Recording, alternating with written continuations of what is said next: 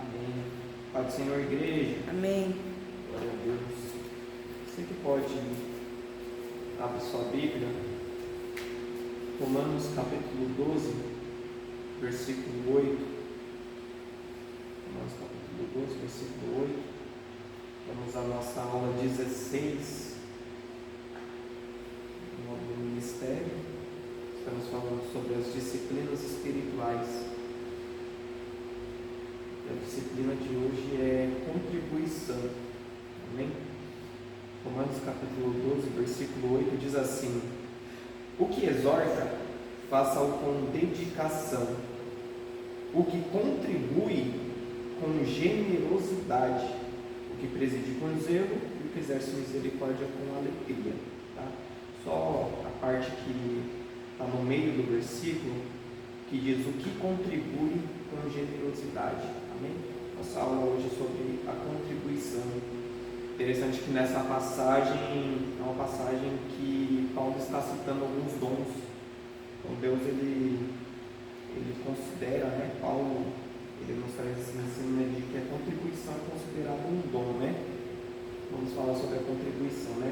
Desde o início, Deus nos convida a sermos participantes do seu reino, incluindo o ato de contribuir. Mas por que contribuímos? O que isso revela sobre o nosso coração? A Bíblia mostra que a generosidade é uma expressão de confiança em Deus, enquanto a avareza é um perigo que nos prende às coisas terrenas. Jesus nos alerta em Lucas, capítulo 12, versículo 15, diz assim: guardai-vos de toda avareza, porque a vida de um homem não consiste na abundância dos bens que ele possui. Assim, contribuir vai além de uma obrigação, é uma evidência do estado de nosso coração. Ao longo desse estudo veremos o que são os dízimos, ofertas, premissas e esmolas, né? Como eram praticadas e como podemos aplicá-las hoje. Amém, irmãos? Em primeiro lugar, né? Os dízimos, ofertas, as contribuições, elas são práticas para hoje? Sim, são práticas para hoje, né?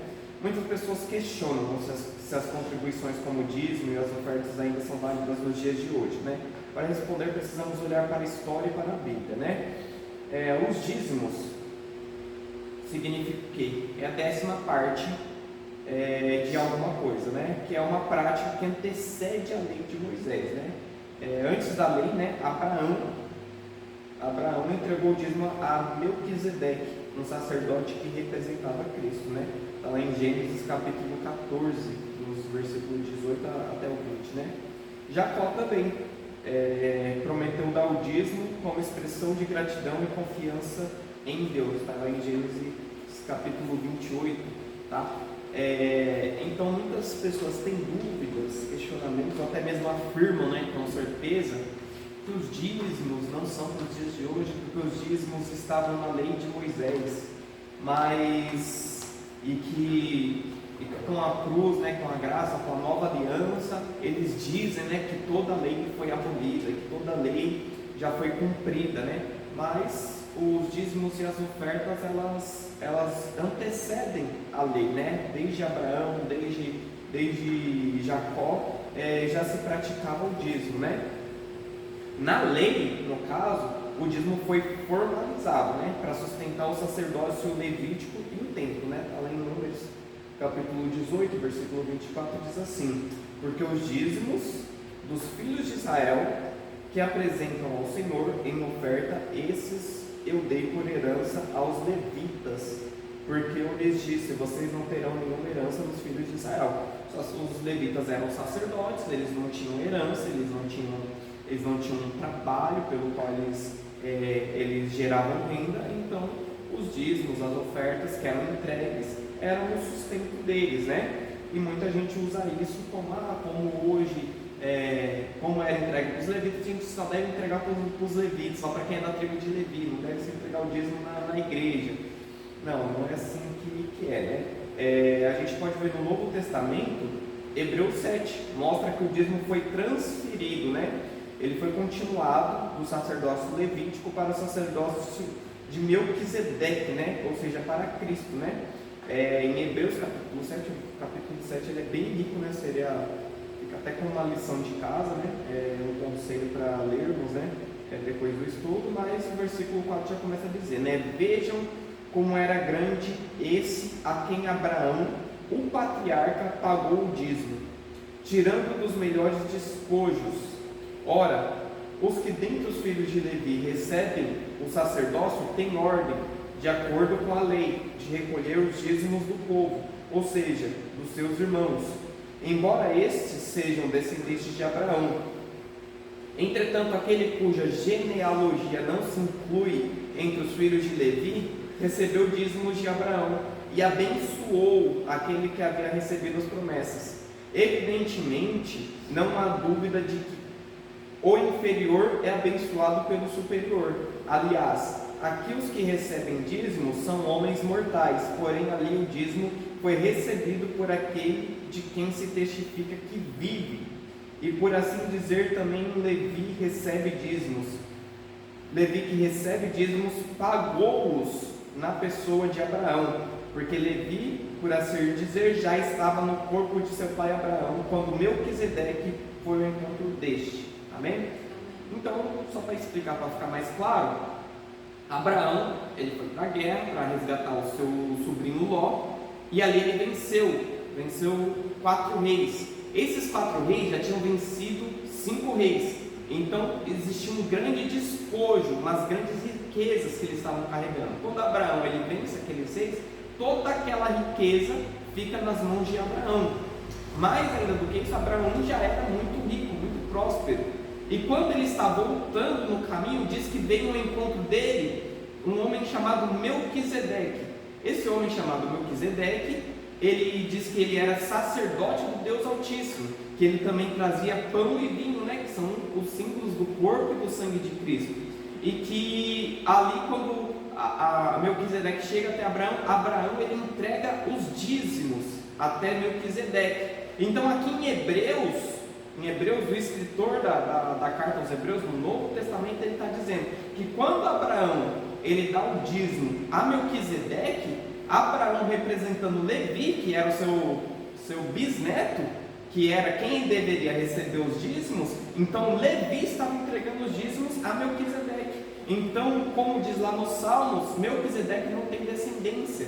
Melquisedeque ele não tem uma descendência. Então vai dizer o quê? Que Cristo ele é representado por esse sacerdócio de Melquisedeque. Então, se por uma hora o dízimo e as ofertas eram entregados aos sacerdotes levíticos, com a graça na nova aliança, o sacerdote levítico ele foi passado ao sacerdócio universal de Cristo. Ou seja, ali Abraão já estava profetizando de que os dízimos, as ofertas, as contribuições, elas eram entregues a Cristo. Como diz aqui em Hebreus 7, né? Que aquele que é abençoado, ele é inferior ao que abençoa. Então nós consideramos Abraão, o pai da fé, um grande patriarca nas histórias do Antigo Testamento, mas vai dizer que existe alguém superior a Abraão. Quem? Aquele que abençoou Abraão, Melquisedeque. Por quê? Melquisedeque ali é o que a gente considera uma teofania, uma aparição do próprio Deus, uma aparição do próprio Cristo. Então ali Abraão ele dá oferta para Cristo, representando que o sacerdócio levítico ele passaria para Cristo. Amém? Então, muita gente diz, no Novo Testamento não diz que devemos dar o dízimo, mas também não diz que não devemos. E mais do que isso, diz essas evidências, né, que devemos sim, que o sacerdócio levítico ele não foi abolido, mas ele foi transferido para o sacerdócio de Cristo.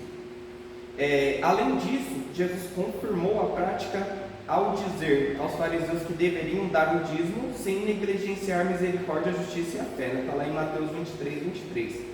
Diz assim: ai de vocês, escribas e fariseus hipócritas, porque vocês dão o dízimo da hortelã, do endro e do cominho, e desprezam os preceitos mais importantes da lei, a justiça, a misericórdia e a fé.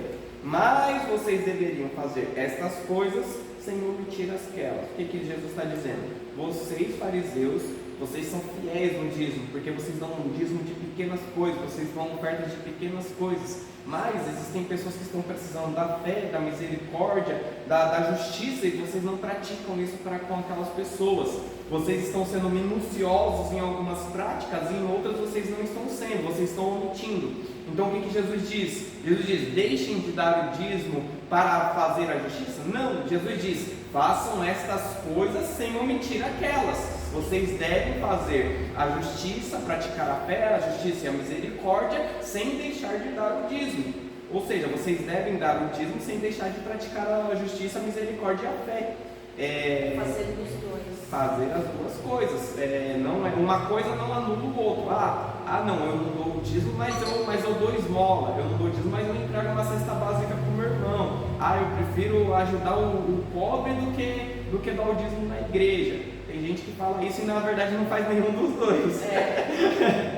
Então, mas aqui ele está dizendo para os fariseus. Ele não fala: vocês estão errados em dar o dízimo. Não, ele está dizendo: façam essas coisas sem omitir aquelas. E muita gente diz: mas ali Jesus estava pregando para os judeus, então a gente deve pegar todos os ensinamentos de Jesus que ele ensinou para os judeus e rasgar da Bíblia e dizer que não é para judeus, que não é para nossos tempos, que é só para os judeus. Não, Jesus estava ensinando, os escritores de Hebreus estavam ensinando sobre isso, e nenhuma parte da Bíblia diz: isso eram práticas anteriores, isso eram práticas que ficaram só no passado. Nenhuma parte da Bíblia diz isso. Nenhuma parte da Bíblia proíbe, repreende quem contribui. Pelo contrário, a Bíblia ela elogia, né, quem contribui, né? Ela nos incentiva a isso, né? Sobre as ofertas, né? As ofertas, mesma coisa, elas também são anteriores à lei, né? Abel, por exemplo, ofereceu o melhor do seu rebanho a Deus, né? Estava lá em Gênesis capítulo 4, versículo 4, né?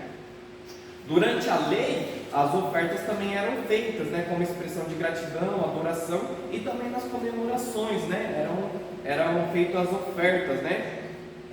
No Novo Testamento, Paulo ensina, né, que devemos dar com alegria e generosidade conforme o propósito do nosso coração.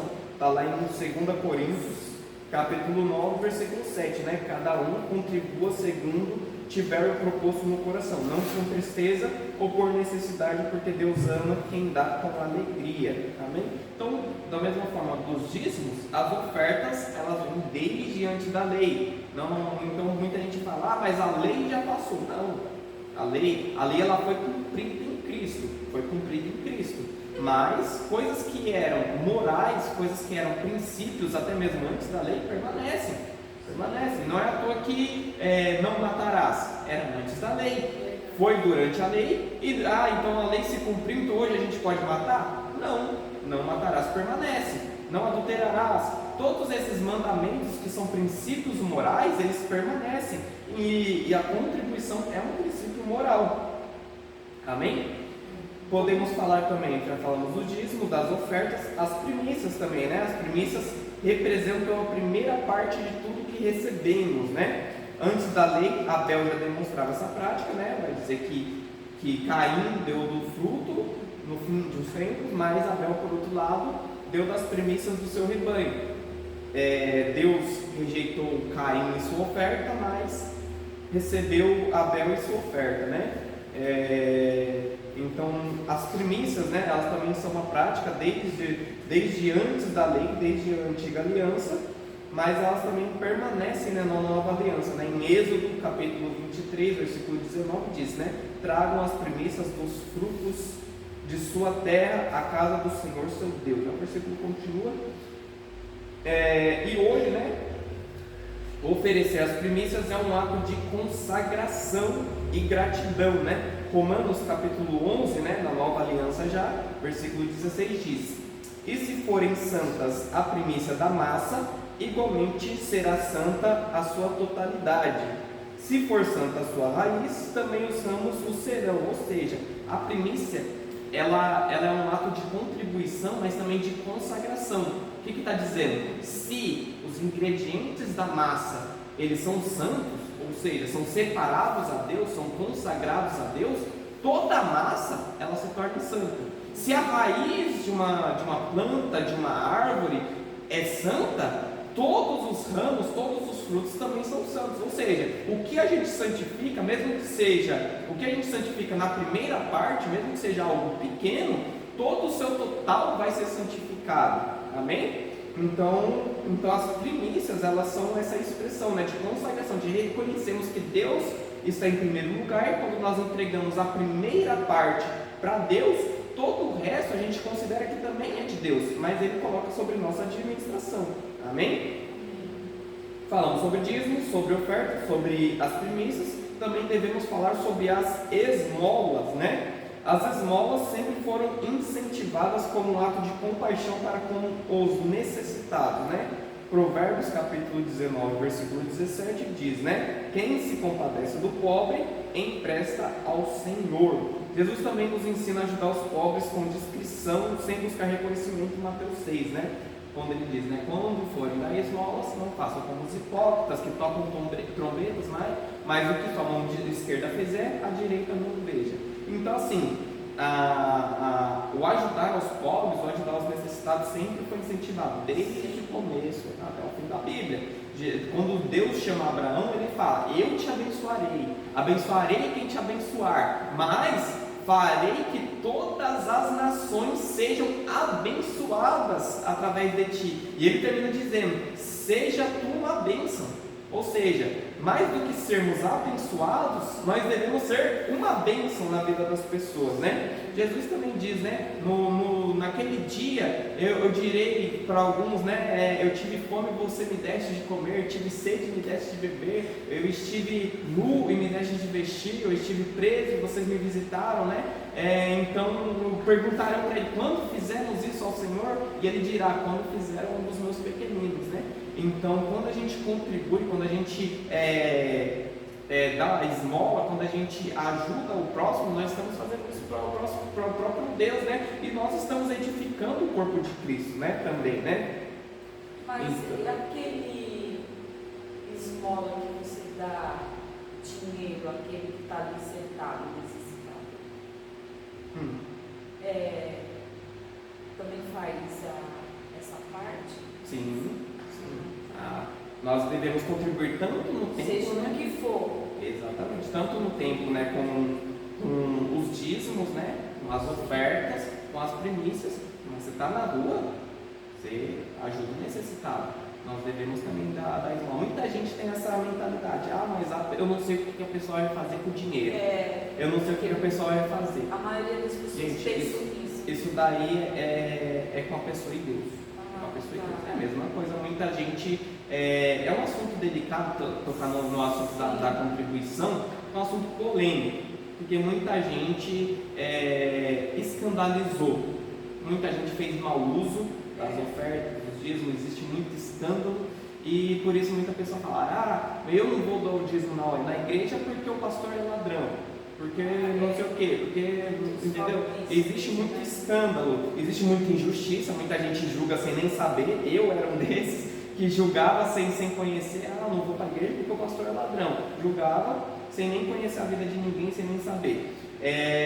De fato existem, né?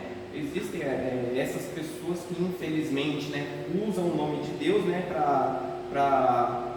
para extorquir pessoas, infelizmente, mas graças a Deus existem os remanescentes que são fiéis a Deus.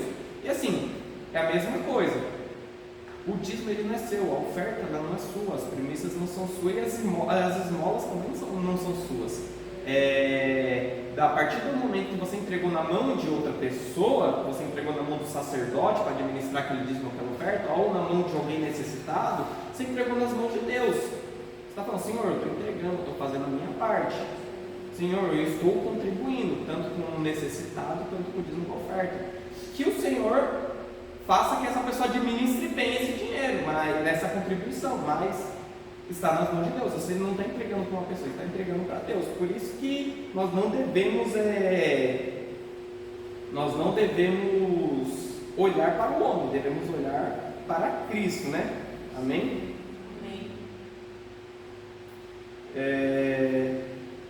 E essas práticas não são apenas parte da antiga aliança, né? Elas têm fundamentos que permanecem válidos no Novo Testamento, pois refletem princípios espirituais eternos. Amém? Por que essas práticas permanecem, né? Alguns podem argumentar que as contribuições pertencem à lei, né? Mas a Bíblia nos mostra que o dízimo e as ofertas não se cumpriram com a lei, né? Como diz, né? Muita gente usa aquele versículo, né? Porque toda lei foi cumprida, toda lei foi cumprida. O que significa alguma coisa foi cumprida? Significa que aquilo ali foi anulado? Foi extirpado? Foi excluído? Não, significa que se cumpriu. Ela tinha um propósito e esse propósito se cumpriu. Ou seja, quando uma pessoa pecava ou quando ela tinha impureza, aquela pessoa deveria sacrificar um animal e aquele sangue era a expiação, fazia expiação pelo seu pecado. Ou quando a pessoa tinha alguma impureza, ela tinha que se lavar em água, fazer aquele ritual e aquela impureza era lavada, era tirada. Mas na cruz do Calvário nós vemos que o sangue de Cristo é o que nos faz essa expiação. Que quando o soldado, né, ele furou o lado de Cristo com uma lança, saiu o que? Sangue e água. Ou seja, o sangue que nos perdoa dos nossos pecados e a água que purifica as nossas impurezas. Não é mais o sacrifício de um animal que purifica os nossos pecados, porque na verdade em Hebreus capítulo 7, 8, 9 e 10 vai falar sobre isso. Aqueles sacrifícios que eram feitos ano após ano com derramamento de sangue de animais, de forma alguma poderia perdoar pecados, de forma alguma poderia nos santificar dos nossos pecados. Não era à toa que eles tinham que fazer sempre esses sacrifícios, mas o sacrifício de Cristo foi feito de uma vez por todas, de uma vez por todas. Cristo se sacrificou uma vez e perdoou todos os nossos pecados, nos purificou de todas as nossas impurezas, amém? Então essa lei, ela foi cumprida em Cristo, amém? Quando diz, né, que deveríamos guardar os sábados. Então Jesus, ele mostra para os fariseus, quando ele curava nos sábados, quando os seus discípulos comiam nos sábados, então os fariseus, eles questionam Jesus: mas vocês estão profanando o sábado. Jesus diz: o sábado foi criado por causa do homem, e não o homem por causa do sábado. Eis que o Filho do Homem é Senhor do sábado. Então ele está dizendo, não é um dia da semana que nós encontramos descanso. Vocês encontram descanso no Filho do Homem, ou seja, em Cristo. Nós encontramos descanso em Cristo. Ali estava dizendo, o sábado já se cumpriu em mim. E todas as outras leis sacerdotais, leis rituais, se cumpriram em Cristo. Mas leis de princípios, leis morais, elas permanecem. Não matarás, não adulterarás, não farás imagem. E as leis das contribuições também permanecem. Amém? E também nós podemos ver isso, né? Leis que são anteriores à lei, princípios que são anteriores à lei, elas permanecem após a lei, né? Eles são anteriores, né? Abraão, Isaac, Jacó praticavam, né? Foram confirmados por Jesus, né? E também cumpriram, né? Em Hebreus 7 vai dizendo, né? Que Jesus, ele é o sacerdote da lei, da linhagem de Melquisedeque, né? Amém? Em terceiro lugar, né, como que nós praticamos, né, esses princípios hoje, né? As práticas de contribuição devem refletir o coração transformado de um cristão. Dízimos devem ser entregues como um ato de fé, reconhecendo Deus como provedor, né? Lá em Malaquias 3:10 diz, né? Trazei todos os dízimos à casa do tesouro, né? Derramarei sobre vós bênçãos sem medidas, né? Ofertas, né, devem ser planejadas, voluntárias, né, são feitas com alegria, lá em 2 Coríntios 9. Primícias, né, entregar, né, a primeira parte, né, das nossas colheitas, dos nossos rendimentos, é uma forma de honrar a Deus e reconhecer que tudo vem dele, que ele é o primeiro na nossa vida, né? Hoje nós praticamos dízimo, na nossa congregação aqui nós praticamos dízimo, praticamos oferta. As primícias nós praticamos, né, normalmente no primeiro domingo do mês, que é na ceia, normalmente é feita com alimentos, mas existem pessoas que fazem com dinheiro também, amém? As primícias também são para os dias de hoje. E as esmolas, né? As esmolas muitas vezes nós fazemos, às vezes uma ação social pela própria igreja, ou nós também individualmente na nossa vida, né? No nosso cotidiano, nós devemos ajudar o próximo. Amém? Amém. E por que nós devemos, por que Deus instituiu, né, isso como um princípio, né, a contribuição, né, eu coloco algo como a generosidade e a avareza, né. A generosidade, ela é uma característica do coração de Deus. Ele deu o maior presente de todos, né, seu Filho Jesus, né, está lá em João 3,16, né. Quando somos generosos, demonstramos que confiamos em Deus e não nas riquezas deste mundo. Amém? Provérbios capítulo 11, versículo 25 diz, né, a generosidade atrai bênçãos, né, e ela edifica o reino de Deus e constrói tesouros no céu. Está lá em Mateus capítulo 6, versículo 20, né. E a generosidade também traz alegria, paz, libertando-nos do apego material. Hoje em dia temos muito disso, né? Os maiores canais os cursos mais vendidos hoje em dia, os canais no YouTube que mais ganham acesso, que mais monetizam, as pessoas que mais ganham influência são as pessoas que falam sobre as questões monetárias, né? As pessoas que falam das finanças, e porque é um assunto importante. Na Bíblia se fala tanto de finanças quanto se fala de fé, de salvação. Fala bastante, se não me engano, metade das parábolas de Jesus falam sobre finanças. Mais de 2.000 versículos vai falar sobre dinheiro, sobre contribuição, sobre finanças. E como nós lidamos com isso? Algumas pessoas dizem, né, porque o dinheiro é a raiz de todos os males, né? Existe esse versículo na Bíblia, mas na verdade ele diz: o amor ao dinheiro é a raiz de todos os males. E qual que é a diferença?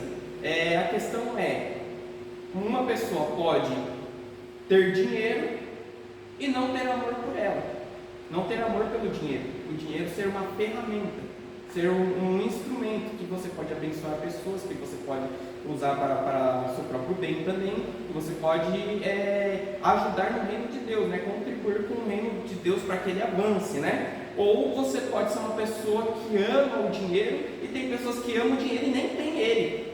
Então, assim, o amor ao dinheiro é a raiz de todos os males, porque quando a pessoa ama o dinheiro, ela se torna gananciosa, avarenta, e aí ela atrai males, né, sobre a sua vida, sobre esse próximo. Uma pessoa egoísta. Na verdade, olha só o que a Bíblia diz, né? Jesus nos alerta contra a avareza, que é o apego excessivo aos bens materiais, ou a gente pode chamar, né, de amor ao dinheiro, né? A avareza, né? A avareza, está lá, 1 Timóteo capítulo 6, versículo 10. A avareza é a raiz de todos os males, afastando-nos de Deus. A avareza, o amor ao dinheiro, né? Ela nos torna egoístas, incapazes de amar e ajudar os outros, né? A avareza também, olha só, Efésios capítulo 5, versículo 5. Fiquem sabendo disso: nenhuma pessoa imoral, impura ou avarenta, olha só, ele fala que a pessoa é imoral, impura, avarenta, ele para ainda para explicar o que é avareza, porque a avareza é idolatria, tem herança no reino de Cristo e de Deus. Olha só, a avareza é idolatria, e Jesus ele confirma isso dizendo, Mateus capítulo 6, versículo 24: ninguém pode servir a dois senhores, porque ou há de odiar um e amar o outro, ou se dedicará a um e desprezará o outro. Não podeis servir a Deus e a Mamon. Em outras traduções diz: não podeis servir a Deus e às riquezas. Ou seja, olha só, Jesus falando que existem dois senhores. Nós conhecemos, nós costumamos dizer, né, que existe apenas um Senhor, nosso Senhor e Salvador. Mas Jesus disse, né, existem dois senhores. Existe uma idolatria, o nosso Senhor Deus, Criador dos céus e da terra, mas existe também um Senhor que o homem começa a idolatrar, que é o dinheiro, que é a mamon, que é as riquezas. E não tem como você servir a Deus e servir as riquezas. Não tem como você agradar a Deus e agradar as riquezas. Ou você serve um, ou você serve ao outro. Amém? E como que nós nos afastamos dessa avareza, dessa idolatria, desses males, desse amor ao dinheiro? Sendo generosos, contribuindo. A contribuição nada mais é do que a expressão de um coração generoso. Amém? Podemos ver isso, né?